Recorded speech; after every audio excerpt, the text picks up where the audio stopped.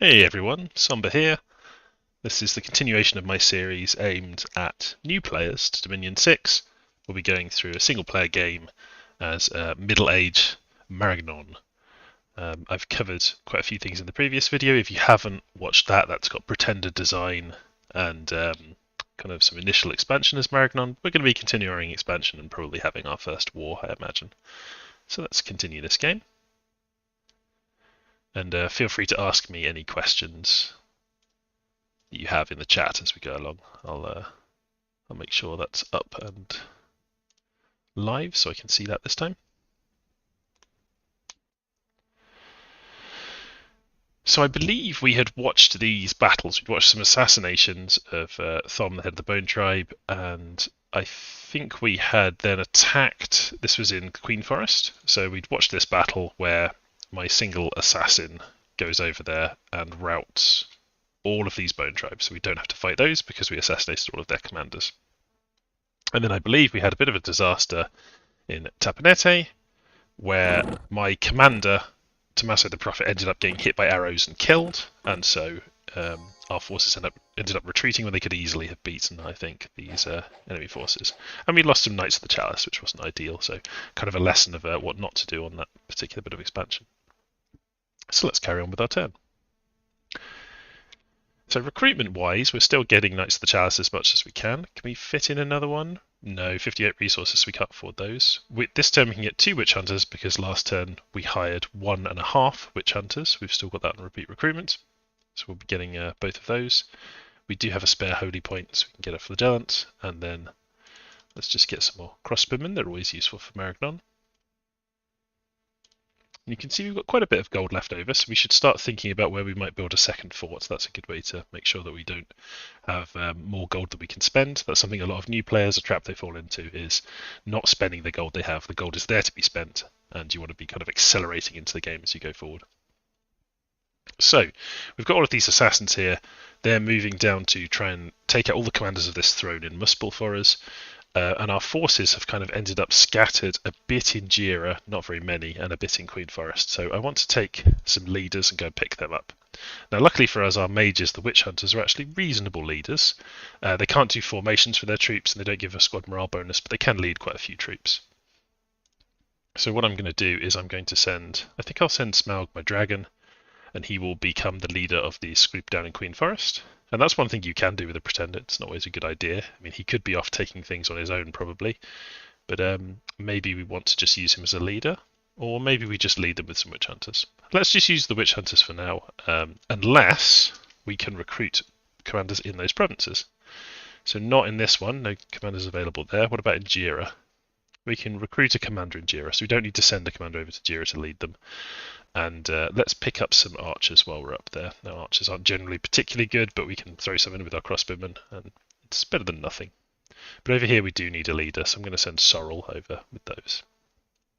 Now, can our god Smaug go and take a province on his own? Well, Tapanete, if we remember, if you select a province and then you press V, you're able to see the battle that took place in that province. So let's just pause this and see what they had. So if we let these troops at the front walk forward and our dragon went and attacked the archers at the back, maybe we'd be able to just rout all of them without having to fight them with our troops. That might be worth trying.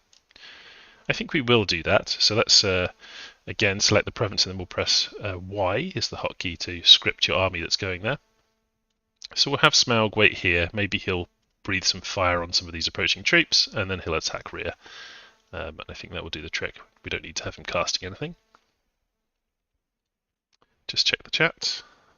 All good. Over here we were looking at Scaleria, who's a potential enemy for us. We can see Scaleria is actually not expanded very well at all here. He's not really done very well taking these provinces around his capital. We know he's expanded a bit over here, but he really should have been taking out some of those. What we will do over here, we could use spacebar to select the order and say instill uprising. Or we could infiltrate, which would reveal his score graphs. If we are in a game with no score graphs turned on, that would be a good idea, but we actually do have score graphs here. F2, or this button, so we can see different people's rates of expansion, their provinces, how many forts they have, how much research they're doing and so on. You can see we're doing fine for research compared to some of the others, and we're in the lead in terms of provinces. The AI is not expanded very well here. I think what we'll do is we'll just have our bard travel around the world and do a bit more sightseeing and just get some more of the map revealed to us. That'd be kind of nice to do. You can always recruit scouts in independent provinces. I don't think any of our independent provinces have them available. Any of these ones we've taken over? No. Sometimes you get an independent province that has a scout, and then you can recruit those there. That way you don't have to use your fort turns on scouts, and you can send them exploring the world for you as well.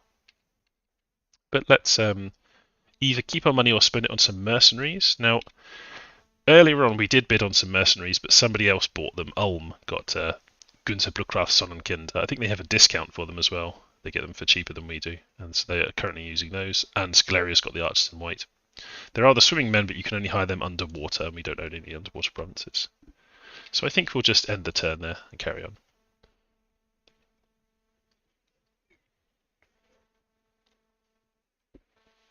So we have battle in Tapanete. This is our god, Smaug. So he's going to wait here for these infantry to get closer. The archers should stop around here and start shooting at him, and then he's going to fly over the top and attack these commanders at the rear and maybe kill the archers too. Let's see how he does. We'll speed things up. So he's still waiting. In a minute he's going to fly over here. Off he goes. Let's go to normal speed. So he's arrived at the back. You can see he's attacking their commanders already. This is quite a vulnerability of independent provinces. They don't tend to guard their commanders very well. And he's killed both their commanders. So now the independent armies are routed, and our dragon can, at his leisure, chomp up some of them if he wants to. So he's going to fly over here and kill some. He sort of flew over to attack them, but he's slowly waddling after them. Dragons are not very fleet of foot on the ground. They really have to be flying to be effective. Oh, he went and breathed some fire on some of them. Right, let's just zoom through the rest of that. Yeah, he's just killing a few enemies as they retreat. There we go. Nicely done. A good thing to do is to just check whether he took any afflictions, whether he got wounded at all in the battle, and he didn't. He just got some more experience.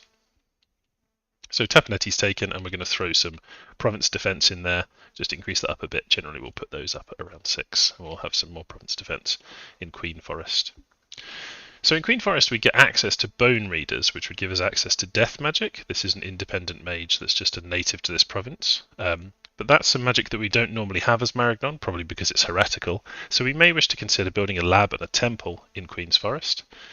And then we would be able to build those. That might be a good idea. We have got our commander we recruited over here. He's just going to gather up these troops.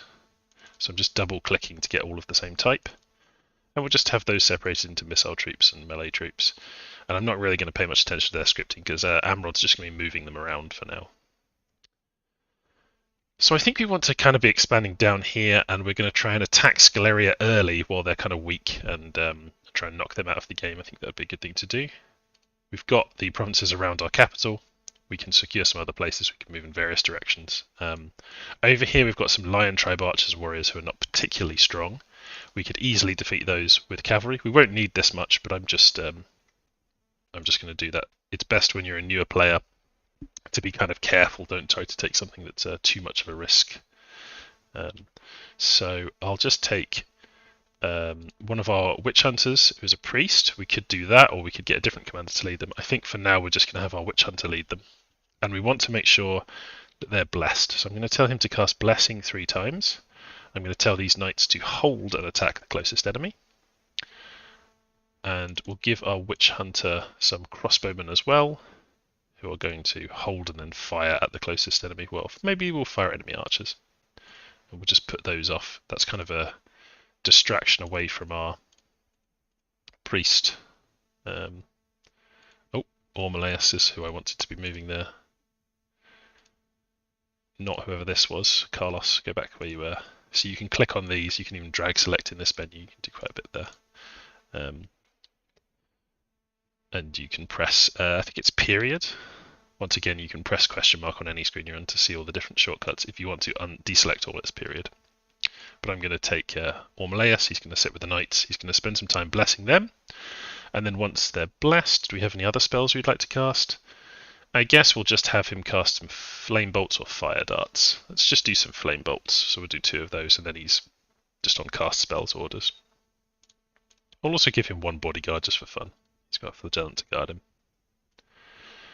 So Armeleus, he's going to go off and do this. So you can, in the options, you can turn on whether you can do multi-turn movement or not. So if I click up here, he can move this far this turn, and then next turn he'll automatically be set to move to there. That's in settings, which is, I think if you just press escape, preferences, you can have multi-turn movement. I've got that turned on. And you can also turn on this setting, give orders to new commanders automatically, which puts newly recruited on mages onto research if possible. So some people don't have that on, which means that your mages won't automatically be on research when you recruit them, so you'll have to go and manually do that. So I think we'll tell him to do a multi-turn move over to there. Smaug, have we got anywhere else that's vulnerable near us? Heavy cavalry, they can be a bit dangerous to a dragon. Vinemen and Woodsman Blowpipes, that's a very big province worth of those. And these barbarians, as I've said, are quite dangerous too. Maybe we would actually want our knights to fight some barbarians, although that's a very large province. It's an interesting question. This one's quite vulnerable, militia, light infantry and archers, but it's not in our dominion, so he won't have his fire shield active. And gods, when they go outside of their dominion, they don't have this dominion bonus. They can actually, if they're into an enemy's dominion, they can have their hit points reduced by being in an enemy dominion. But I think Smaug can take over Vician or Vician Forest fairly easily. I'm going to move him forward slightly because I want the enemy to get a bit closer so he can breathe fire on them before he takes off, and our previous script wasn't quite doing that. Over here we've got our priest Sorrel, who can lead these troops. So we've got some infantry, we've got some cavalry and some archers. I'm not too worried about this morale penalty because they have fairly good morale, these guys. So again, we're going to tell our cavalry to hold an attack. Our cavalry are going to hold an attack, and we'll have them here somewhere. We'll have Sorrel in amongst them, and Sorrel will cast Blessing 3 times, and then I'll just let him cast spells. He can decide what to do. I'm going to put these infantry at the front to just distract any enemy archers, and I'm just going to tell them to hold an attack. And then these archers, put them here, we'll tell them to fire at enemy archers. So this group can then go and support some others. We're not quite in a position to attack Muspel, I think, but we can move in ready to attack Xanthrast. I think that might be a good idea, so we'll move a commander in there. In Tapanete, we can recruit another commander in case our commander gets killed. You want to have some backup, so I'm going to recruit him. I think I also want to start building up an army over this side. Do any of these have good troops available in them? Yes, but they don't have very good resources, so I can't really recruit the heavy cavalry there. It would take a long time. You can only really recruit slingers there, and in Redbud Grove I have a lot of resources, so I could start a bunch of light infantry. Let's try those out and we can see if they work well for us. Light infantry and indie troops are generally not super worth recruiting, but let's just demonstrate whether they're any good or not. So we're going to recruit some of those on an independent commander, and they can maybe help us fight some of these provinces. They'll probably need a bit of help from the capital though. We're still recruiting Knights of the Chalice. We're still recruiting as many witch hunters as we can. Maybe now we'll have a witch hunter and we'll start to recruit one of our more powerful mages. The High Inquisitor is good because he can cast Divine Blessing, which blesses all of our troops immediately. So let's get a High Inquisitor, and you can see he takes 4 commander points to recruit rather than 2. So we'll concentrate on doing him, and he'll take 1 turn, and then 1 of our commander points from the next turn will be spent up. But then we'll have 2 left to recruit something else. That doesn't leave us with any holy points. We've got 1 flagellant there. Yeah, I think that recruitment's all fine. And then Amrod has got some troops, and he will lead them to join up with the other troops that are moving to Tapanete. And can we recruit some things in Tapanete to help out? We're recruiting a commander to help out. Perhaps we'll just recruit some archers, just to sort of bulk up the numbers a little bit. So our assassins, I'm going to form them into a group. So if you control click, it will remember the settings. You can see Philomelium and Clodius are in a group, and these 2 are not. If you control click all of them, they'll all remain in one group. So it's kind of a sticky selection. If you want to separate them, you can control click to separate them, or you can press A to select all and then A again, and then that breaks the sticky selection. That could be useful for new players. So we're going to select all of those, we're going to press space, and then we can give them all orders at once. So we'll say assassinate, and because they can all do that, they all just do that with one setting rather than doing them individually. So we're going to kill all of the commanders in Muspel if we can. Our bard will continue to explore, and then we've got quite a bit left in our treasure. We're building up to get our next castle. Let me show you how much a castle costs with Amrod. If I tell him to construct a building, you can see that building the first step of a castle is the most expensive. It's 1,000 gold, and then you have to spend more to upgrade your castle afterwards. It's 1,000 gold in 5 months. So we kind of want to save up for doing this. But he was moving to Tapanati. Research-wise, I think we haven't checked on the research in a while. We've only got 33 research points left to get evocation level 3, at which point we'll be able to send our mages out to cast Fireball on the enemy, which will be nice. We could go for Holy Pyre, but we've said we're going to get to Conjuration level 3 for Phoenix Power next, so that'll be available next turn, and then we can start researching Conjuration. And all of the leftover research point from evocation will be used on Conjuration research, so nothing's going to be wasted there.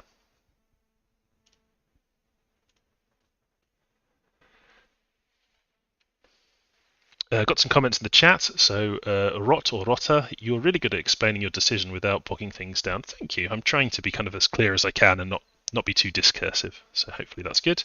Dennis LP3, hopping in randomly and having not seen your first stream. Is it just me, or are ranged units perhaps overtuned? By overtuned, I think Dennis means very powerful for their price. I tend to just spam armies full of archers.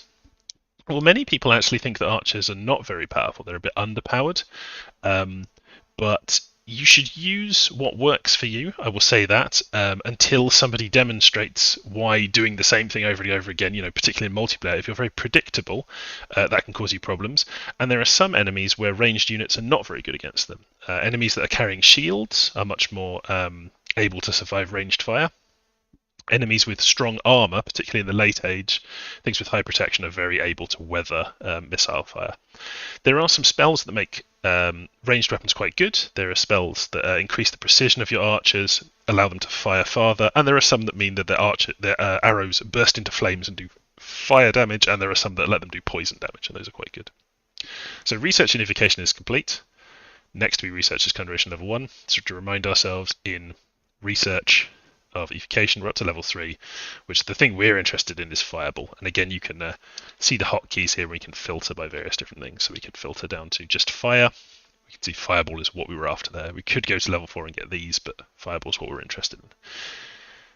I think there's nothing in Astral in level 3. Oh, there's Magic Duel and Arcane Probing. These are things we can cast with our Astral Mages. Arcane Probing is a ritual, so that's something you cast outside of combat.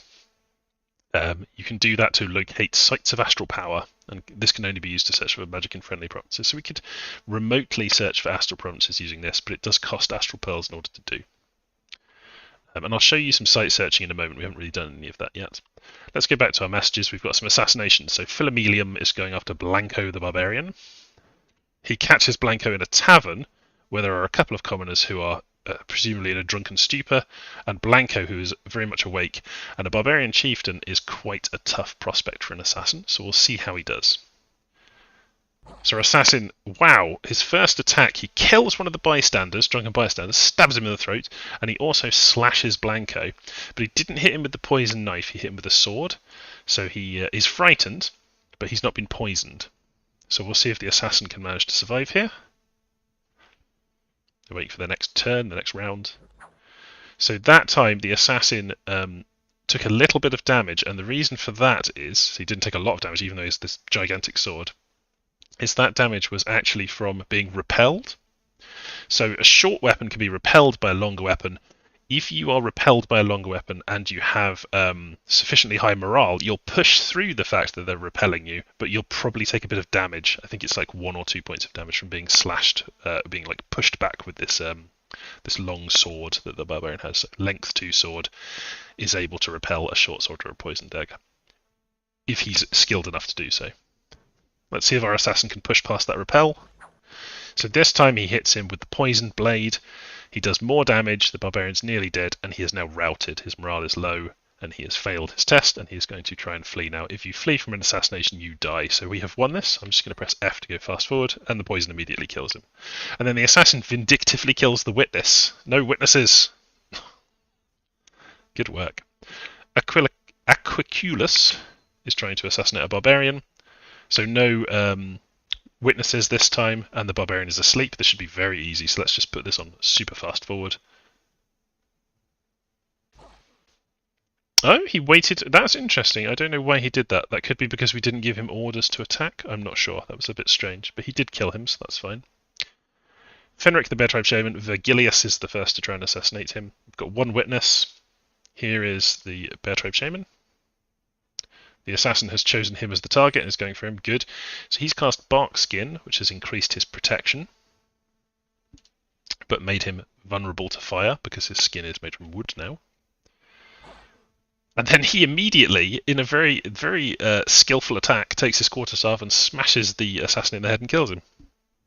If we click there, we can see the rolls. Hit him with the quarterstaff, target was killed.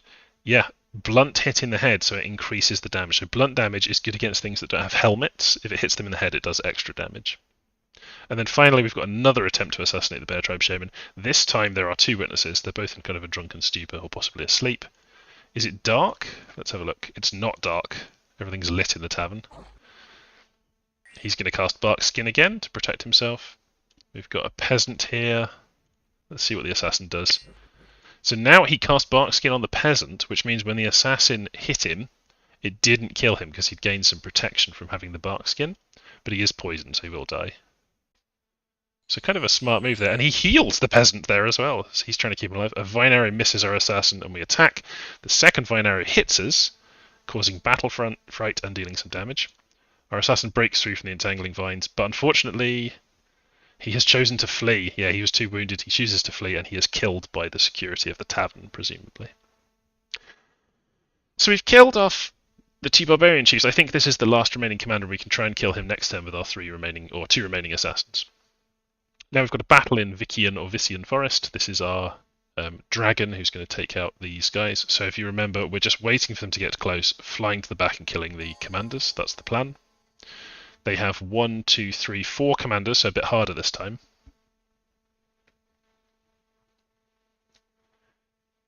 He's just waiting, and he flies and roasts the commanders at the back. We've still got 2 commanders left. This could be trouble for our dragon. He did take a little bit of damage, not very much, but a little bit. He takes off again and lands in the middle of them and blasts flame through them. Now he's surrounded, and if you look at his defense, you can see that he's very harassed. Every time someone attacks you beyond the first person, it will reduce your defensive skill. So a single large monster or a super skilled warrior, if they get surrounded by lesser warriors, they can still become very vulnerable because they're harassed down by so many people attacking them. He can't defend himself against all these people trying to stab him. Hopefully his fear, though, will cause all of these people to flee. You can see the archers are shooting in, but they've hit a lot of their own friendly troops there. The dragon's still taking hits. This is a bit dicey. 112 hit points. We might end up getting wounded here, taking an affliction. Fire breathing. So this group should now rout, I think, after all those casualties. Yep, they rout. The commander is also routing, I think. Yep, so it's just the archers left, and the independent armies are routed. So we'll just skip the rest of that. I'll quit out of that battle. So again, 31 kills, nicely taken by the dragon. A very simple pretender to use and quite effective. We've got an unexpected event in Marignon. Some of my followers were sent to retrieve the rumoured riches of an ancient tomb. They returned carrying a meagre sum of gold, cursed by its undead warden. So 2 of my units got cursed and I got a bit of gold. It's just a bit of flavour, really, that event. We've got misfortune scales, if you remember. So we're going to get more bad events than good events, basically. Right, let's crack on with our turn. I'll check the comments first. No extra questions I can see there. So, in Tapanete, we're going to take our best commander, who, I mean, all of these are equally kind of not amazing commanders. We have a really good commander here. But we'll organise them under one commander, I think. So we'll have Sorrel be the commander, since he can bless. We're going to put all of the archers into one group. We're going to put the infantry together into a single group. And we've got some independent archers we bought here. They go into this group. They're going to be firing enemy archers. This is our main force, these 6 guys. These are going to be blessed with Fire Shield, of course, by our priest. And these commanders, I think we'll just tell them to stay behind troops. They'll default to doing that, and we'll just spread them out to avoid them getting hit by arrows or anything, and they'll just be there as a backstop in case Sorrel gets killed. So we'll take all of these guys together, and we'll go and take over the province of Xanthras. So it's got some heavy cavalry. So if you remember our formation... Oh, sorry, I've got to move them there before I do that. So move to here, right-click on Xanthras, press Y to see the troops that are moving there. What we want is to just catch the charge of those heavy cavalry with these kind of expendable troops at the front. Sorry guys, but you're expendable. And then our knights will go and kill their heavy cavalry. Meanwhile, these will be shooting at the archers. Well, they're not... The crossbows could be good against enemy cavalry. Let's just tell them to shoot at the closest enemy. Shooting at the closest enemy is the way to get the most accurate shot, so we'll just do that for now since we've got crossbows in there. If they were all regular archers, I would not want them shooting at the cavalry because enemy heavy cavalry is too heavily protected for short bows to be very good against. So we'll continue exploring with our bard. I think that's all we want him doing at the moment. Over here we were recruiting some light infantry, so we're just going to keep building those up over here in Redwood Grove. They're not great, but I just want to kind of demonstrate how you might use indie troops. So we're going to set that on repeat recruitment. We'll have another commander as a backup, so we've just got the 2 there. And Sofric, he's not doing anything at the moment. He hasn't got enough troops to effectively take any of these provinces. So what I'm going to do is just press space and I'll give him the order to patrol province. Now patrolling can detect enemy stealthy units and it can also decrease unrest. You can see there's a little bit of unrest that decreases the amount of income and resources we get in that province. So we'll just patrol that. It goes away naturally because we've got an ordered dominion, but he will help reduce it a little bit faster. Smaug, have you got a good target available? That's quite a lot of people, but it is inside our dominion, so Smaug could potentially take over Jerib. It's getting us quite close to Sclerius. There's the possibility a Sclerian army that's in one of these provinces could move into Jerib. That's one of the reasons it's good to have scouts, is that you'd be able to detect something like that. I think what I'm going to do... I'd like to have more commanders around, so I'm just going to recruit a couple more of these. Sometimes they're a bit of a waste of gold, but I want to have a selection of them just for moving troops around and things, and I think I'll get them early on, and then that'll do the trick. So Smaug, should we risk it? This is Wolf Tribe. They're a bit weaker than heavy infantry, but that province is worth a bit more to me, I think, Jerib. We could wait for a turn. Let's be cautious, because our expansion's going fine. We're not too worried about the AI pressing us or anything. So I think what we'll do is be cautious. We'll send our god back home for a moment, and then decide what we're going to do. So we're attacking over here. Our god's going home for the moment. Our assassins over here, we'll have them try to assassinate again. Hopefully we can kill that enemy commander. I'm a bit worried that if we don't, we'll be in trouble. So I'm going to recruit 2 more assassins to send over there. Same situation with recruitment as before, we're just getting as many Knights of the Chalice as we can. Omaleus is attacking the Mercs. Looking pretty good, and we're building up our cash, so next turn maybe we'll cut down the amount of recruitment we're doing and we'll build a castle. This might be the place to do it, Vician Forest. If we can conquer all of this, this will be a really useful place to have a castle, although it is low population. We could also make one in Tapanete. Maybe Tapanete is the right place for having a castle. We are recruiting a commander. You need to have a commander overseeing the construction, and it's best to just use a cheap commander for doing that, to oversee that construction. Let's increase our defences here a little bit. And we haven't taken anything else over. So I think that's fine for now. We have researched Fireball, which means this army here under Omaleus, he's got 2 fire, so he can cast Fireball.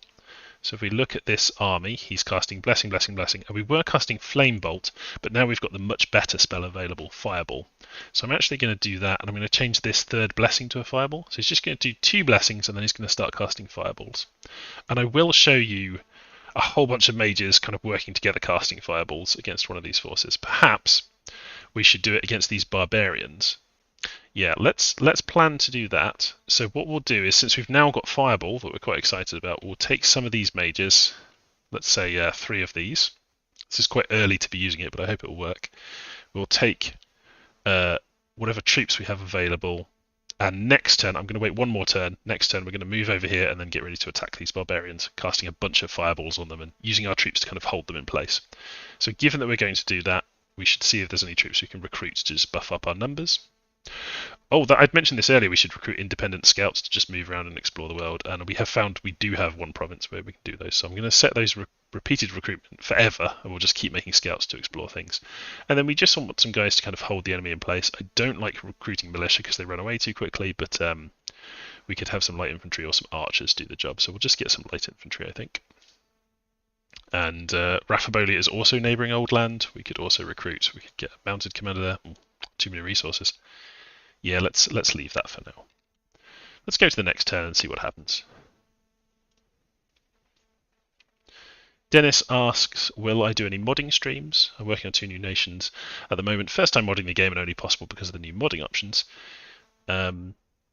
Yes, I will do some modding streams. I'll do some streams about my own mod, the Warhammer mod, which is good fun, and I'll also do some streams just talking about modding and maybe kind of going through how to do some stuff in modding. I've also written a guide on how to upload things to the workshop, which you can see on Steam. And Dennis also asked, do you try to get mages and armies as soon as possible? I certainly underuse magic way too much. Well, I think typically I wouldn't be in a big hurry to put my mages and armies. I would only use it when I've got spells I know will be useful, because whenever you move a mage into an army, it means he's not doing something else like researching or going around and site searching.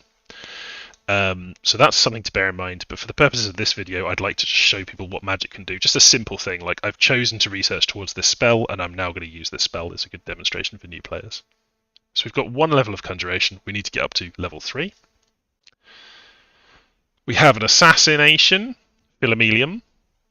So he's assassinating in broad daylight, the Bear Tribe Shaman, but he is on his own. Perhaps he was going off to commune with the spirits out in the forest, and the assassin has managed to catch him. So he casts Barkskin on himself. Let's just speed this up. He casts Animate Tree. So this is a new spell in Dominion 6. He's brought some of the foliage to life. Unfortunately, he animated one that was quite a long way away from himself, and it's going to take a while to get to the assassin. And in the meantime, the assassin has leapt into action and slashed him. He's on 1 hit point and he's badly poisoned, so that is the end of the Bear Tribe Shaman, I believe. You will notice that this animated bush is mindless, and if the shaman dies, it will just dissolve. Turn back into a normal bush, I guess. So he should die from poison now. And then this bush takes another step, and then... oh, it does attack the assassin. It hasn't quite realised its commander's dead yet, but when it does, I think it will just dissolve. We could be looking at a bug here if this doesn't dissolve. That's interesting. I thought because this was mindless and had routed that it would dissolve, so I might have to submit a bug report about that. It's still fighting the assassin, which is not quite right. But the assassin should have no trouble dealing with this animated bush. So we get a bit of slashing there. And he is going to eventually kill that, so that's fine. And then Aquilicus, the assassin, or Aquiculus, didn't find any commanders, so we know that all the commanders are dead, which means we can just send someone in to rout all the remaining infantry there. So let's take a look at the battle in Xanthrast.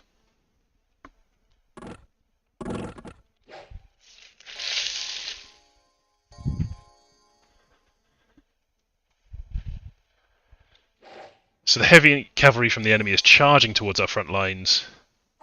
We have absorbed their charge. You can see they use lances, which can only be used once. So we want to use up their lances on our more inexpensive units. We've done that. We've captured them at the front here. They're right in front of all these crossbows and our knights. We will be able to kill their heavy cavalry without issue now, I think. So you can see they get shot up a bit by the crossbows and our knights charge in. The rest of our knights are moving towards the main enemy infantry. They crash in, doing a bit of damage there. And their fire shield is going to help defeat these enemies. And that was interesting. Our mage has she's chosen to cast Fire Blast, which he was not told to do, but has decided to do. So he's casting Fire Blast because these guys are near to him and he sees an opportunity to blast them, which he does. He kills one of the riders. So the mage making kind of a intelligent decision there. But he did accidentally hit our own Knight of the Chalice as well, which is a bit annoying. He got a bit overzealous. And now he's casting a Fireball, I believe, which has again hit one of our Knights of the Chalice. So this is one of the dangers of using these Fire Mages. He's casting Fireballs and he's accidentally hitting some of our guys, but he also killed some of their heavy cavalry, so I guess we can forgive him. You can see that one of my mounted units here The Knight of the Chalice has lost his horse and has become dismounted. He's still alive, and after the battle he'll return home and I can recruit him again, but I'll have to pay for his horse. So I'll have to pay some more money to get him back on the battlefield. So that's the end of that battle. Let's look at our casualties. One Knight of the Chalice died, and one of the Knights of the Chalice lost its mount, so they'll have to return home. So I've got 4 still operational. 3 Pikeneers died, 3 Vigilants died, that's okay. And you can see our Witch Hunter got 4 kills, our Knights of the Chalice got 16, our Crossbowman got 2 kills. So not too bad. I wouldn't say great, but not too bad. A battle in the Mercs. So this is another stack of our guys. So this mage has been scripted to do Blessing twice. So you can see him casting Blessing to get the Fire Shield on our Sacred Troops. Remember, they don't get those effects without a priest blessing them. This guy here is never going to get a blessing because he is only scripted to cast it twice, so one of them is just going to miss out. Once again, we've got arrows falling all around our mage. He casts Fireball, which lands in the middle of some Machakans. Some of them are set on fire, some of them are badly wounded. He's going to keep casting Fireball at this range. So the mage, you can see the Fireball's quite effective at killing a lot of them at once, doing a lot of damage. And our cavalry with their Fire Shield should be very effective against these lightly armoured infantry. There's another Fireball. The enemy mage is casting Animate Tree. A bunch more of them burned up there. But you can see that the little trees are not particularly good at fighting. Quite bad stats. They're just being animated as a distraction, really. And our cavalry will quickly deal with these fairly low quality troops. So our mage there, who was no longer scripted, he was off the end of our script, has decided to cast Fire Darts. That's probably because at that range he's more likely to hit with Fire Darts than he would be with a Fireball. Let's just zoom across the end there. Lovely. A worldwide event has occurred. The stars are right for Thaumaturgy, so Thaumaturgies are cheaper if we cast any of those this month. And we have a new famous hero. So our assassin, Philomelium, has got enough experience now that he has got a heroic ability. He's heroically tough, which means he gets increased hit points. And I think increased protection, maybe? It might just be hit points at this point. As he gets... yeah, just an increased number of hit points. As he gets more famous and gets more experience, this heroic ability will increase and he will get more and more hit points, which is quite nice.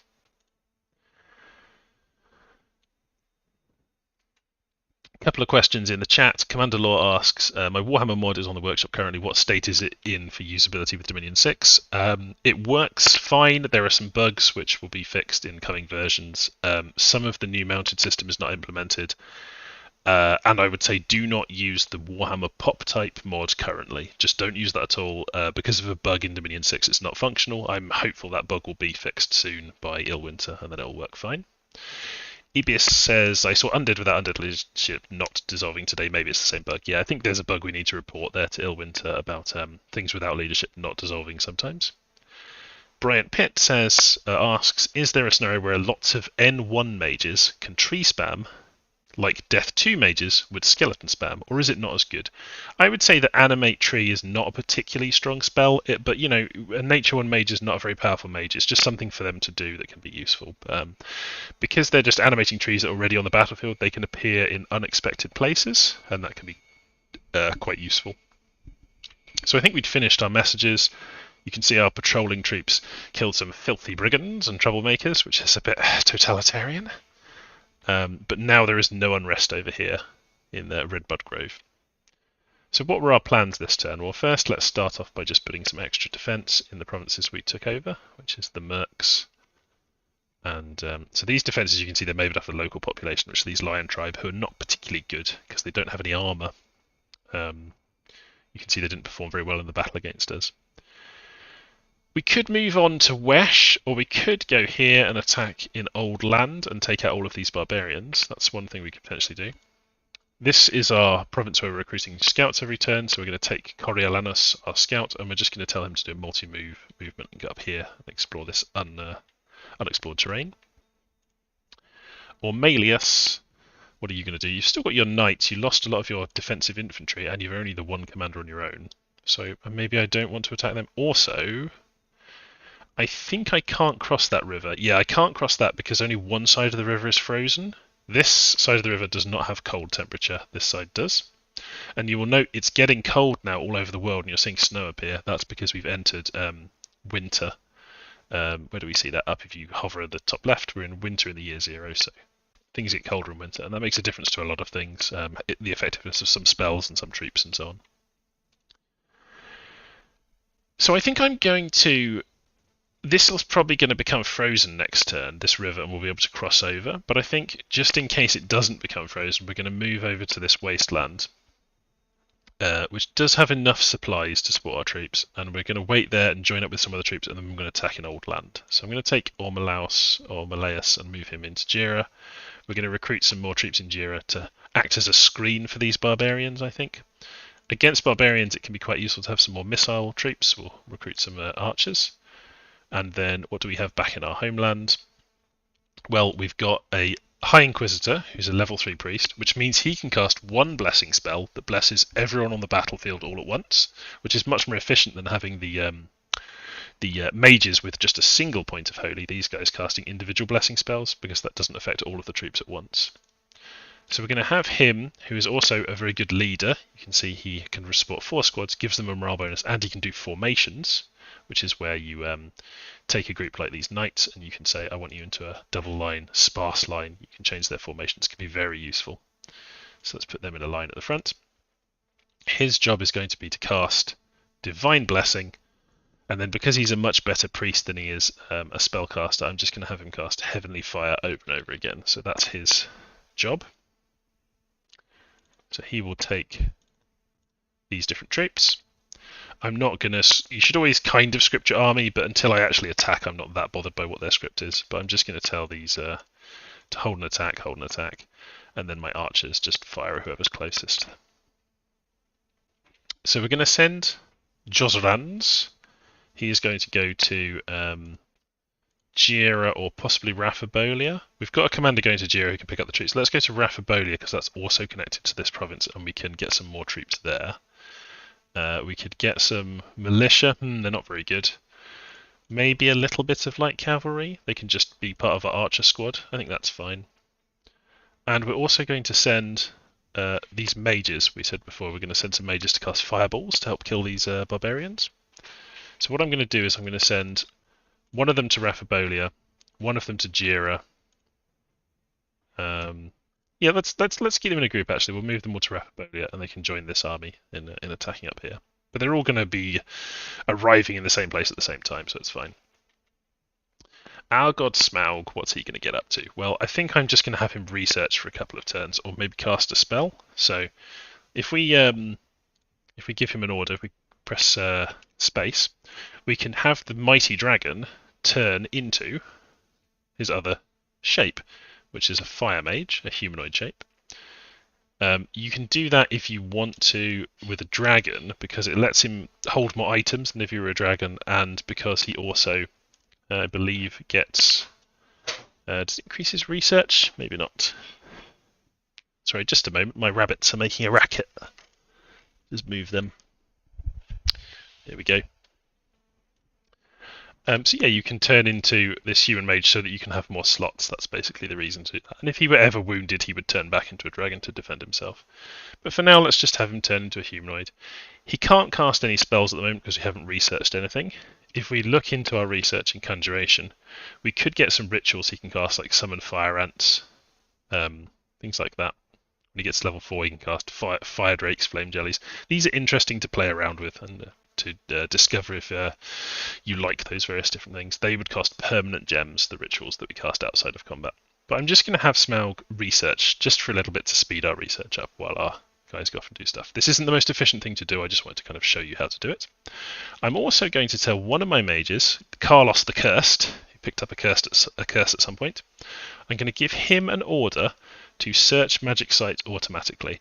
What this does is moves around in nearby friendly provinces and searches for magic sites. So he will search using his paths, 2 fire and 1 astral and 1 holy, and he will search these different provinces, and we will discover, hopefully, some magic sites that will give us more gems or positive effects. So that's definitely something you want to do to improve your magic economy.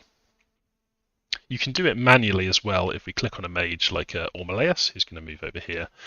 we could give him an order to search magic sites. It takes 1 turn and he searches this 1 province. But for now, we're just going to have 1 person automatically doing it. Maybe we'll send some more later.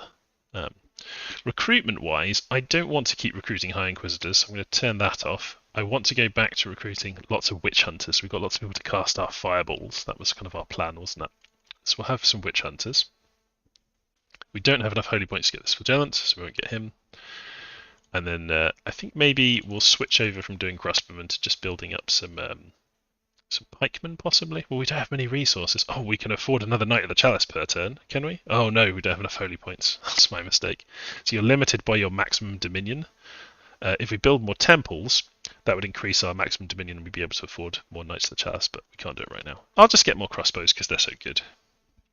A generally safe thing to get. We've got more assassins. We can carry on doing assassin expansion over here, and maybe we could assassinate some Scalarians. So I'm just going to send my assassins down. We'll send them to Tapanete, and we'll work out what they're doing after that. Merciful, we know we've killed all the commanders. So what I'm going to do is take Philomelium. He's going to move on with his life, and we're going to try and assassinate our way through Ograthon. So we'll send him down there, and yeah, I think Aquiculus can move as well. So we'll have our assassins stay together, these two. We'll just send them down to Ograthon. And we'll have this commander here who's not got anyone with him. We know that there's no enemy commanders here, so we'll just send our commander to go and take over this province. Now, this province is particularly special because it contains a Throne of Ascension, and the Throne of Ascension is how we win the game. If you remember from the first video, we said it so that I think if we have... let's click the Thrones of Ascension button. You can see you need 3 Ascension points to become the new god. So if we claim 3 thrones, we'll win the game. That's what everyone's trying to do. In order to claim a Throne of Ascension, you need to take control of the province, and then you need to send either your pretender god, so Smaug could fly over there and claim it, or somebody with Holy 3, like your Prophet or this High Inquisitor. So we could have our High Inquisitor do it, but let's just send Smaug once we've taken over this province, and he can go and claim that throne. In fact, we should send Smaug now, so that he can immediately claim it next turn instead of researching. So let's change him back into a dragon, fly over to that throne. This commander doesn't need to go there anymore. We'll send him back home to pick up some crossbowmen and move them around. And Smaug will take that province over. So we'll give him a script. He doesn't need to attack anyone. All the enemy's going to run away, so we'll just have him hang back like this. Let's just tell him to hold or cast spell a bunch of times, and maybe he'll cast some fun fireballs and things. We can watch that. Now over here in Xanthrast, we've got some cavalry and some missile weapons, but it's not a particularly strong army that we've got here. Maybe we could take one of these provinces. This one looks quite weak. It's just militia, heavy infantry, and light infantry, and it's a small number, around 30. So let's try and take World Pillar over. So we're going to take our troops. We've got Blessing, Blessing, Blessing. Let's just do 2 of those, and then switch to casting Fireballs. So we'll cast those. He's going to stay there and bless all of these knights.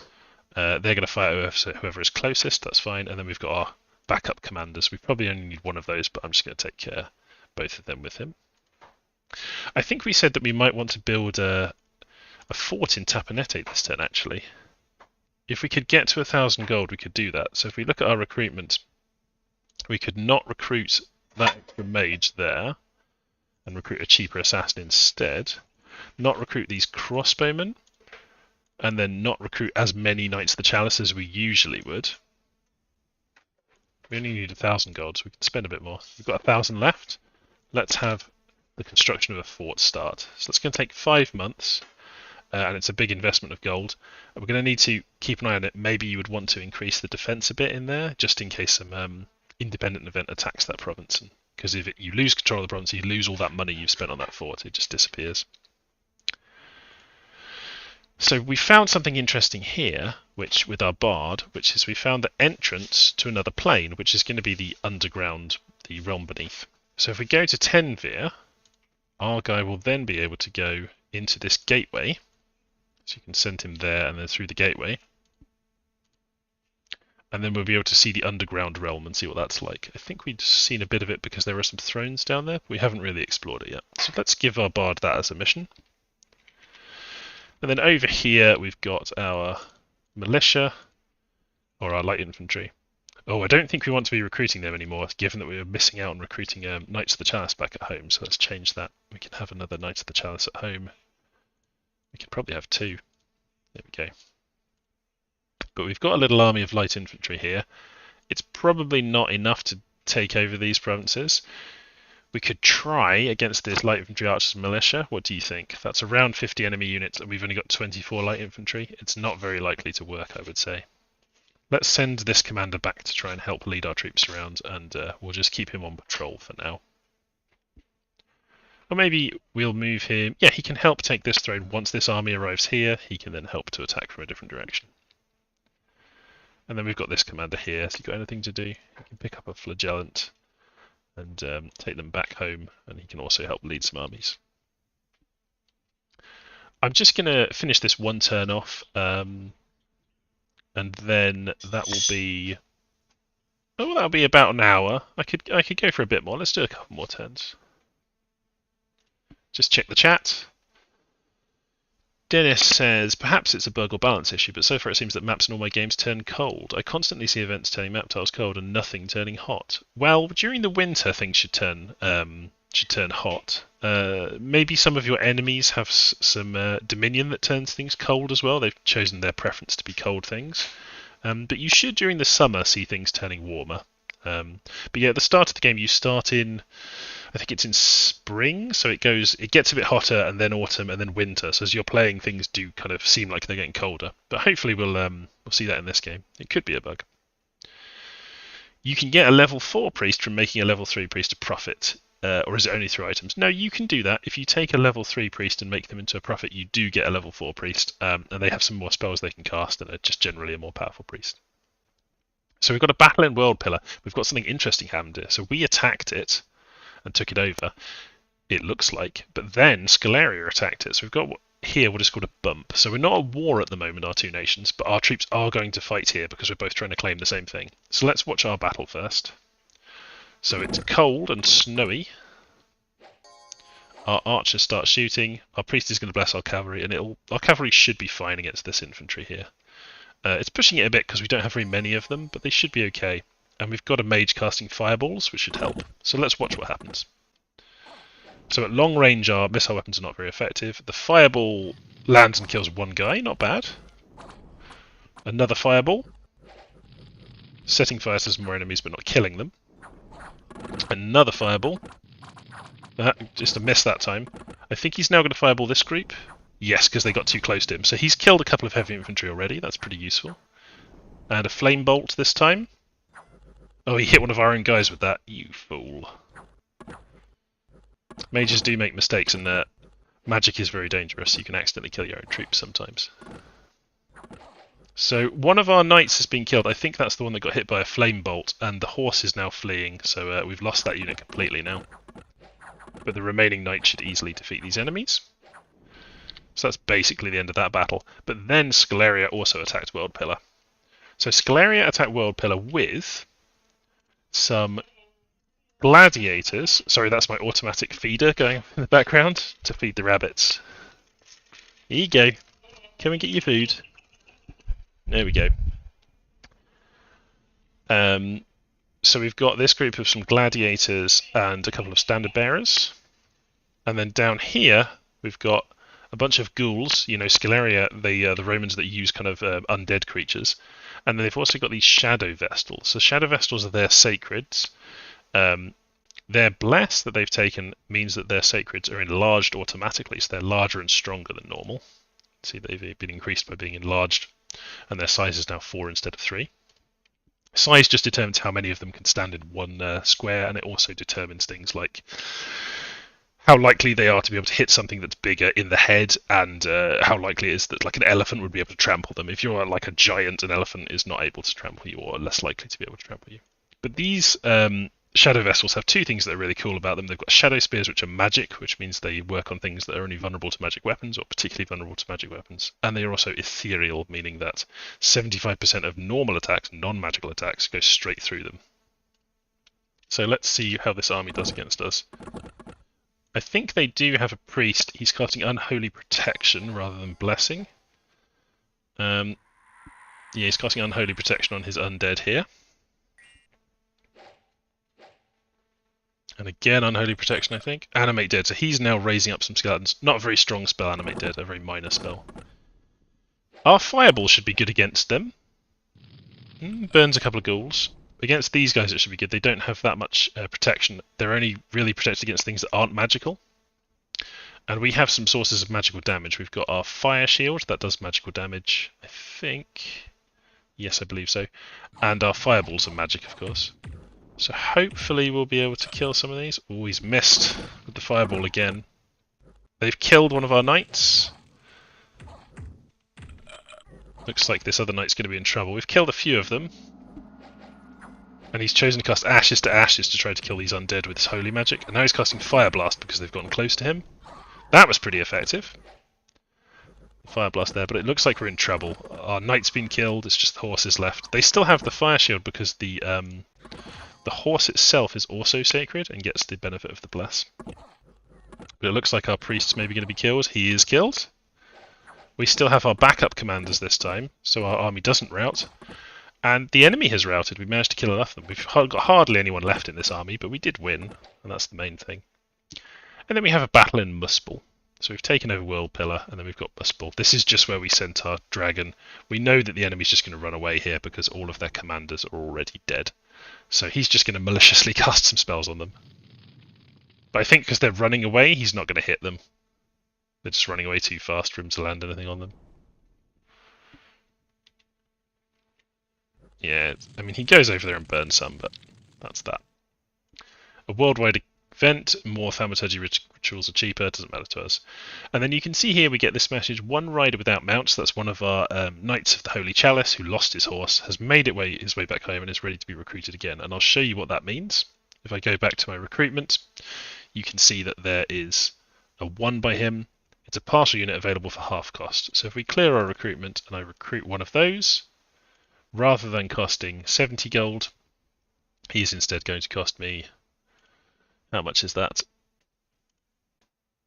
35 gold. So we're just paying for the rider, we don't have to pay for the horse. So we're paying half cost for the Knight of the Chalice there.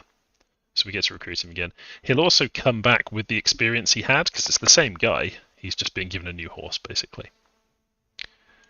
So I think we'll go back to recruiting double witch hunters whenever we can. Now we've paid for that fort. Well, maybe one witch hunter and one assassin per turn is actually kind of more interesting. So we'll do that. We'll recruit as many Knight of the Chalice as we can, and then I guess we're still getting crossbowmen because we don't really have the resources to get these more expensive troops. These are things we'll build in our second fort, I think. So we are still building a fort in Tapanete. We have our assassins available over here. Oh, did I? I think I might have accidentally sent them. Oh no, they were from the capital, that's right. So maybe we'll just start assassinating over here, since we don't have an army that's going to attack it soon. So let's try and use our assassins to expand there. And then these two assassins, I want them to take over this province. Now Smaug is here. The Throne of Summer is here. This is going to increase heat across the world. Heat in our dominion. So in all of our dominion, it will be hotter. It will increase Ascension points, Dominion spread. It will increase our Dominion even more. So we're going to have... that's increasing it locally heat, and this is increasing our Dominion's heat. And we'll be able to recruit Mages of Summer, which are fire mages, but they also have some nature magic, which is kind of nice for us. They're not really that exciting for us because we've already got fire magic, but it's still nice to be able to recruit another type of mage. So what I'm going to do is have Smaug... I'm going to press space to go to the orders, and I'm going to claim the Throne of Ascension there. So this is our first step. We're 1/3 the way to winning the game by taking that throne over. And we're going to put up our defences there, because it's important to have some defences where you have a throne. I would also probably suggest building a fort wherever you have a throne. Just take a sip of water.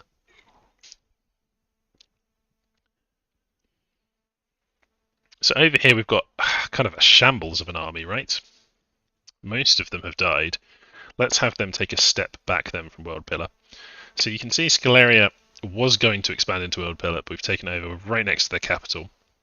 They have chosen to build another castle over here. We can think Scaleria is kind of this shape here.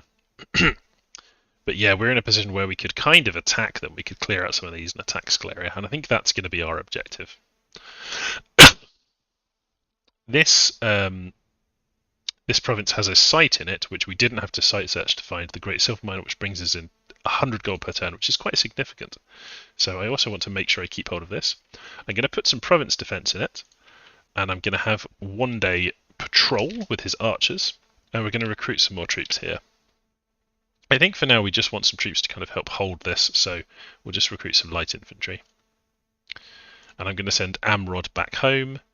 I'm going to show you a map filter now. If we hold down Tab, you can see, as long as I'm holding down Tab, I can see how much gold is being produced by a province, how many resources, and so on. And another place that you can see information about the different provinces that you have that can be really useful is if you press F1, which I think is one of the buttons up here, yeah, Nation Overview. If you press F1, you're taken to this overview. You can see all the different provinces, how much unrest they have, how much income they have, and who is in each of these provinces. You can also, if you click on your treasury, you can see an overview of your goals. You can see how much you're spending on new commanders this turn, how much you're spending on buying new troops this turn. So you can see that's a significant amount. How much is being spent on new province defense. And then we also have our upkeep, which appears under income. There we go. So we've got 238 upkeep we have to pay the upkeep for each of our troops. I'll just check if we have any questions in the chat.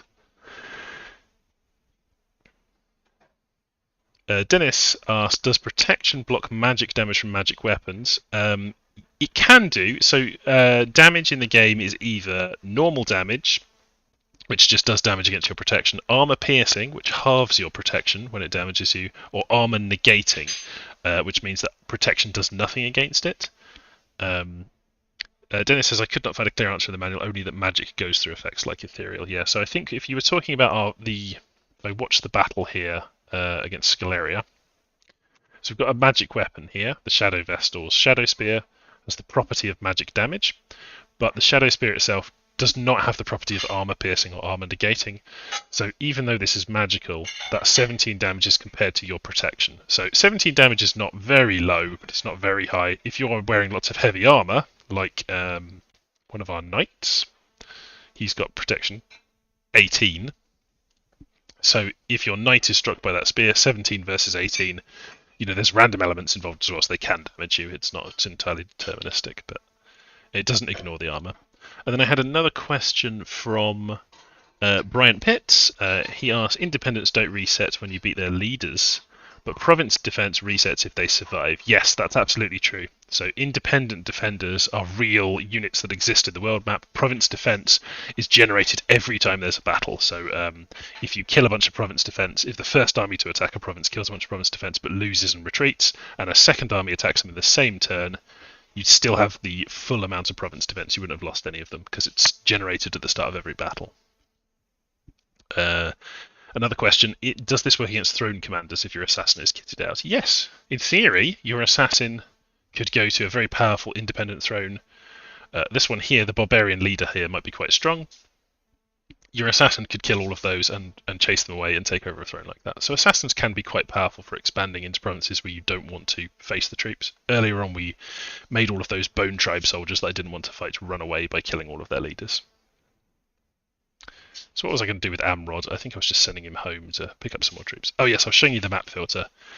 You can see we've got a fair bit of production in the Hallwoods if we took that over, or resources. That's mainly the thing that's stopping us from recruiting lots of troops, is we don't have very many resources available. I'm going to send him home. Back in our capital we've got an assassin, so I'm going to start just sending out assassins to help expand down here in general, and maybe they can help over here. So I'm going to send one of my assassins off in this direction. And then we've got our army over here. So Josraz, this is very unfortunate. We just recruited this High Inquisitor because of his Holy 3. We really wanted that. But because he is old, he's 69 years old, which in the medieval world is presumably quite old, not so much in our world. He has actually picked up an affliction. He's become diseased, so he's going to keep losing his hit points and he's going to get more afflictions. He's weakened. He's going to keep getting weaker and weaker, and he's eventually going to die. So we're going to use him while we can, but he's basically become diseased. I guess by being kind of out in the field and just being old-aged. This is a problem with many of Marignon's wizards, is that they're old, so they start to suffer, especially in the winter, from old age afflictions, things like that. So I'm going to take all of these commanders. We're going to take these troops. So we'll put these archers here. And we're going to attack Old Land. This is going to be our big mission with these troops. What have we got over here? We've got... Oh no! We've got a problem here. I forgot. This river, there's no bridge apart from Marignon. So this army can't attack old land because it's not cold enough. It hasn't frozen on both sides. This is partly because of the... So the time is still winter. It's late winter. I think it's because we've got a slight preference for heat, don't we, in our Dominion? If we click in our Dominion, you can see currently heat 0. I've forgotten how you see what your preferred Dominion is. I think it might be in... Where is your preferred Dominion? Is it in Temple? I can't remember. There is a way of doing it in the game to see what your preferred one is, but at the moment this is just showing you what the current scales are rather than your preferred scales. But I think we preferred heat 1, which means we're not getting quite so cold in the winter. So this army, it can go via Marignon to get to Raphael, but it can't attack old land this turn, so we made a bit of an error there. So I'm going to move them to here. This does mean that this army, it doesn't make sense to attack old land this turn. So instead what I'm going to do is just have them wait, and I'm going to give some new orders here. I'm going to have Josrand. He is going to be given the order to preach the teachings of God because he is a Holy 3. He is an Inquisitor, so he is very good at preaching. So he's going to raise the Dominion in this province for probably up to 5, I would think. I'm going to have Saragus search the site for magic provinces. I'm going to have Johannes construct a temple. Well, we can't afford it, so let's make sure that we can afford it. Let's not get those crossbowmen. So we're going to have him construct a temple, which will mean that we'll be able to recruit for the Gellants here in the future, and temples also spread Dominion and can raise your maximum Dominion if you make enough of them. But mainly people make them so that they can make sacred mages and sacred troops. And Carlon, do you have anything to do? I guess we'll just have you patrol the province for now. But they're just waiting for a turn, basically. Lamius, you can go and explore over here. We can see another potential rival nation. You should just treat all nations as enemies, really, in this game. You can have a temporary peace, but that's it. This is Tianqi, which is the kind of Chinese imperial bureaucracy-themed nation. And we've also found a nation up here of Ulm. So Ulm are kind of a warlike, well, somewhat warlike, kind of industrial, high-tech magic, high-tech armor society, and they don't like magic very much. It's quite tightly controlled. They're kind of the Germanic, heavily armored guys, descended from barbarians, but they've got really advanced armor, even more advanced than our heavy armor and our troops. So I'm just going to go and investigate that. Oh, well, actually, I said that I would go into the cavern, so I'm going to do that. I'll send the bard down into the caverns, and we'll send some other scouts over there to investigate at some point. Okay, I think I'm going to make this the last turn. I'm going to end this turn. We'll see what happens, and then that'll be it for the stream for today. See if we've got any more questions. Dennis says they finally added a remove disease spell in nature. Yes, if we go and look at the magical spells. So where's our remove disease spell? Where would we think it would be? I'm looking in... Maybe it's an enchantment? I'm looking in just nature spells. Yeah, I can't remember where the spell to cure disease is. Is it alteration? You might have to tell me where that spell is to remove nature disease, because that's something people might be quite interested in. So yeah, let me know, Dennis. Dennis says it also might be good to point out you can fight old age by teaching a character nature magic, and fire magic lowers max age. Yeah, the candle that burns twice as bright burns half as long, so the mages that use fire magic get to be old age quicker, and the ones that use nature magic become older slower, because they kind of use the nature magic to fight off the effects of old age. Bryant Pitts asks, is there a screen or shortcut that shows which provinces you are recruiting units in, like a nation overview screen that shows forging and rituals? You can... There's not an overview that shows where you're recruiting things, but if you go to the map filters, so if I press escape map filters, and turn on the income box, so this puts a permanent box over each of these provinces. And where I'm recruiting things, so if we zoom in a bit on Marignon, you can see that these are greyed out, these production icons. That's because I've used up the resources in that province that turn. So you can use that to see where you are recruiting things. So if we were recruiting things in Red Blood Grove and we'd forgotten about it, let me just quickly demonstrate this. I'll just take these off. So you can see when I remove those, the icons become visible again. If we were recruiting things in Red Blood Grove and we kind of forgotten about it, you could look on the map and see that most of the resources are used up, and the army points, that's the little red flags there, they're a bit hard to see, but you can see they're greyed out, which shows that you are recruiting things there because you've been using those up. But we don't want to do that now. I think because these guys can move here, they can help in this battle because we're delaying it by 1 turn. And I was going to recruit more Knights of the Chalice and crossbowmen. That's basically. No, let's leave the crossbowmen for the moment. We really don't need any more at the moment. Oop, I just hit reset recruitment like a silly boy. Hold on a minute. Can we not afford? We can't afford that many of them. That's right.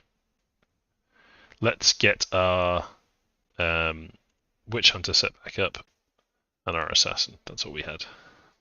I accidentally reset the recruitment. Yeah, so that's everything for that turn. Do we have another question? Josie Kitter says, thanks for making the modding guide on Steam. Help me get a mod installed correctly today. You're very welcome, Josie. Do check out the example mod nation I made, which is Late Age Waka. That's very commented, that mod file, and that should help people to make new mods. They can kind of use that as a template. Dennis says, in Thaumaturgy level 4, cure disease for 4 nature magic. So let's go and take a look at that quick. So F5 to look at magical research. Looking in Thaumaturgy. Oh yeah, cure disease. I don't know why I missed that. So if you've got 4 nature, for 5 nature gems, if you're at the right level of research, you can cure disease. So if we were up at this level of research, and in our capital we had a nature 4 mage, maybe our pretender's got nature 4. Nature 4 is really strong for a nature mage, it's like high level.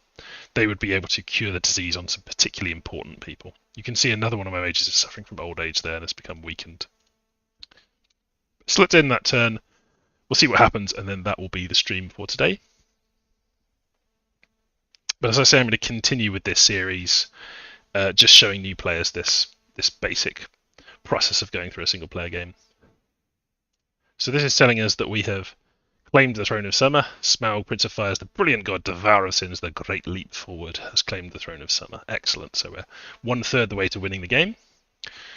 Carlos the Witch Hunter has searched the forest, but has not found them. Either there are no more magic sites here or skilled mages, more skilled mages required to reveal them. Of course, he can't find magical sites which are like water sites or earth sites. He can only do fire and astral, and he can only do fire sites up to level 2 and astral up to level 1. So he's not an amazing site searcher. The best mages for searching magical provinces for sites are ones that have lots of magical paths. They have a big spread of magical paths, so you can find lots of things.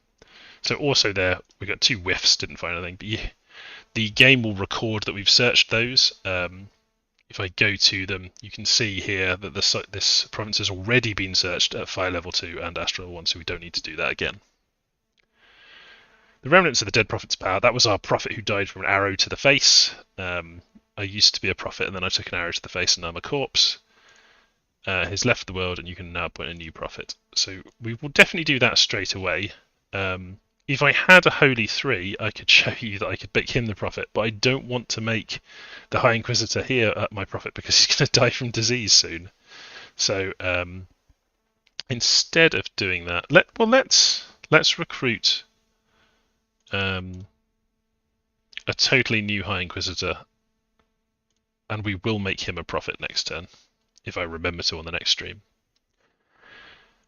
Abyssia has declared a new prophet, and the dormant pretender gods are awakening. So we had our pretender start the game awake, but some other ones started to sleep, and those ones are now waking up. And then in the future, a couple of years down the line, we're going to get the ones who are imprisoned breaking out of prison and causing trouble.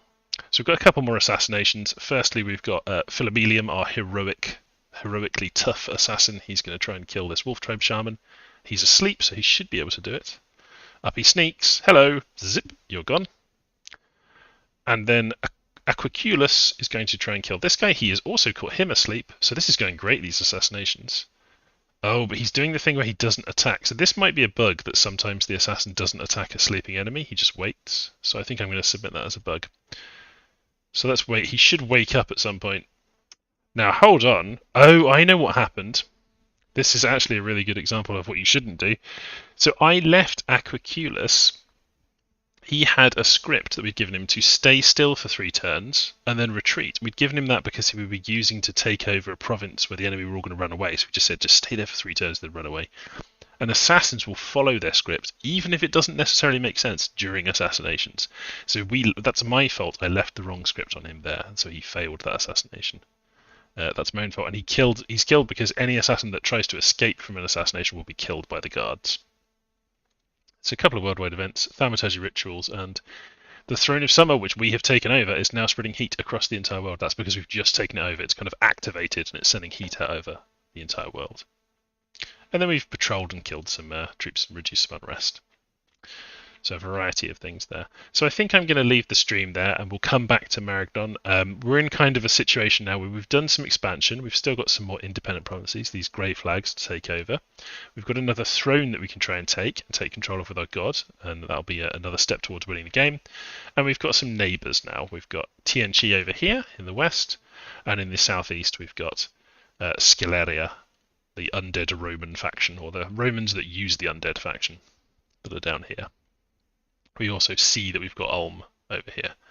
Yeah, so a few different plates that we're going to be spinning, and we've seen a bit of use of magic using fireballs and things, but not particularly powerful magic. And I think in a new player game, I'm not going to show you like the really big spells and things. I'm just going to try and demonstrate that you can research some useful spells, and they can make a big difference in having your mages act like artillery or buffing up your troops and acting like a force multiplier. So, yep, no more questions in the chat, so I will end the stream there, and I will see you next time. I hope you have all had good weekends. So, bye for now.